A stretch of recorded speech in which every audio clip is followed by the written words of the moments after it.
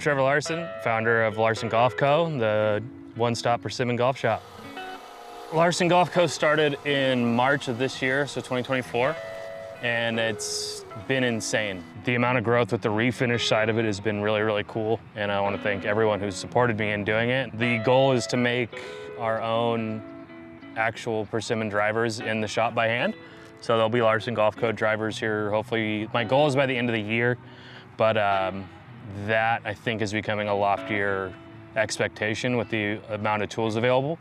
A lot of these tools are made by hand, handheld jigs and things like that, so they're difficult to find because it's, as called by a lot of other people, it's a lost art.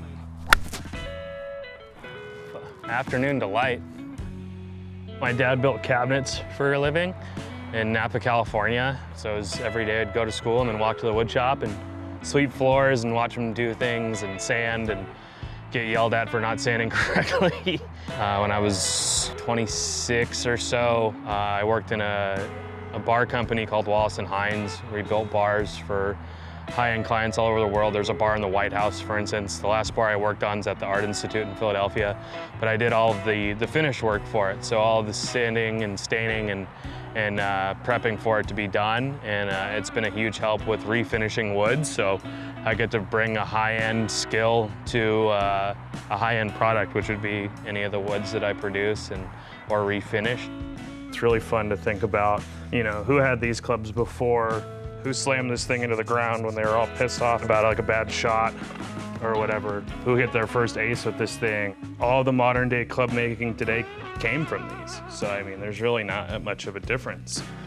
Your gauges are different. You got more digital gauges today, but this is probably a 10, about a 10 degree there. If it's a little higher, you get into some of these sets that are pretty beat, like this guy. You can see that the insert's not quite there. The head around it is swollen. So if I fix this one up, we're gonna have to sand this back, make sure the wood's all good, and re-gauge this and reshoot it, essentially. This would be a decent amount of work.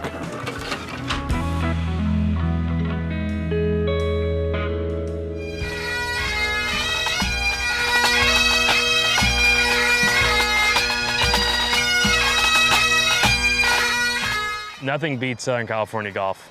Goat Hill Park specifically is a huge reason why my wife and I moved down here. The community's insane, man. I mean, I walk around here every day. I come out here and I'll see at least 10 to 15 people that I know, and everyone's happy to see each other and support each other, and it's a special place. The Goat's a great place to play persimmon. A lot of guys do. It's just a good vibration, you know, when you hit it.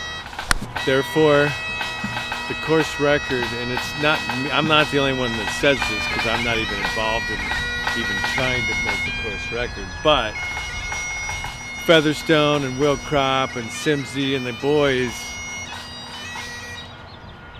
the course record here has to be established with persimmon woods. That's what I tell everyone. Yeah. I mean, you can hit metals, that's totally cool, but if you shoot lower than the persimmon, it just doesn't count. It's not in the, don't even tell us. Dude, when you hit a persimmon square, that feeling is ridiculous. Like the saying on the screws comes from it because there's screws on it. If you're a pretty solid player and you want even more of a challenge and then even get better with your modern woods, play the persimmons, dude. Like it changes the whole thing.